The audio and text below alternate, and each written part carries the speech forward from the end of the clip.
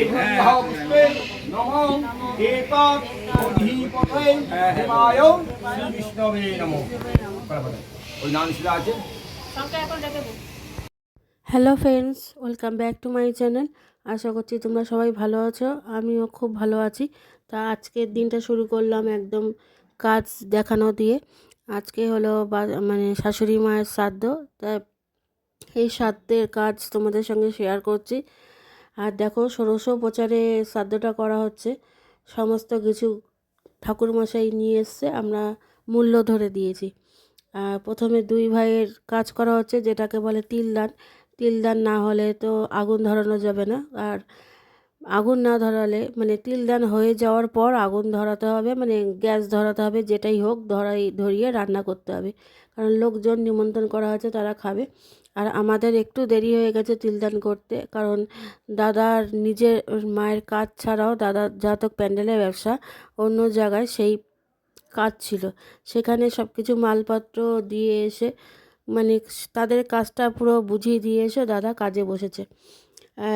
এরপরেই আসবো আমরা দুই বউ, বাড়ির দুই যা মিলে কাজটা করব। তারপরে হবে দুই নাতি, তবে নাত বউ, বড় নাত বউয়ের কাজ আছে। তা আমাদের কাজ করতেও কিন্তু অনেকটাই সময় লেগেছে আমাদের দুই বউয়ের। যাই হোক, সেটা তোমরা প্রথমে দেখবে। প্রথম দিকে ওটা দিয়েছি, কোনো ভয়েস ওভার দিইনি, দেখতে পাবে।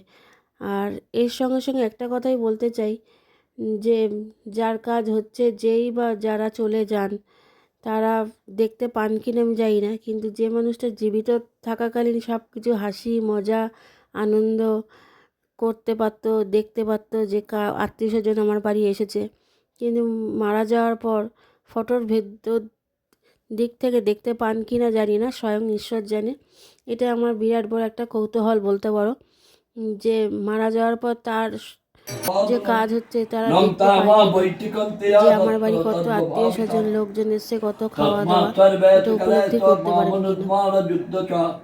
মজ্জপ্রিতা মনোবুদ্ধে মামে তত্ত্ব সংশয়ম অব্দসাযুক্তেন চেতসানন্দগামিনা পৌরমং পৌরুষং দিব্যা জাতিপত্তানি চিন্তয়ন কবিং পুরাণ মনুষ্য সীতারাম মনুরংস। তোমাদের সঙ্গে গীতা পাঠটা একটু শেয়ার করলাম, যাতে তোমাদেরও শুনে ভালো লাগে। আর এই দেখো আমার শাশুড়ি মায়ের ফটো, প্রচুর মালা মিষ্টি প্রচুর প্রচুর পড়েছে। তো যাই হোক, মা তো মাই হয়, বাবা তো বাবাই হয়। যাদের জীবন থেকে মা বাবা চলে যায় তারাই জানে যে পৃথিবী থেকে বোধহয় একটা কিছু সরে গেল তার জীবন থেকে। হয়তো তার হৃৎপিণ্ডটাই হয়তো সরে গেল, মানে আমি আছি কিন্তু আমার মধ্যে আমি নেই, এরকম মনে হয়।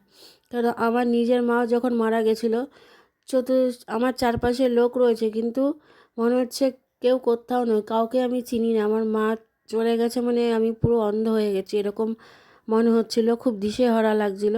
সেই উপলব্ধিটা আমি করতে পারি আমার শাশুড়ি মা চলে যাওয়ার পর আবার সেই রকম হলো। আর এইদিকে দেখো, আমি ভাত সরা রান্না করে এখানে এসেছি, যে ওদের কাজ শেষ হয়েছে কিনা। তা কাজ শেষ হওয়ার পথেই দাদা কাজ করছে, আর আমার ভাত সরা সমস্ত কিছু গুছিয়ে আমি এখানে এসেছি।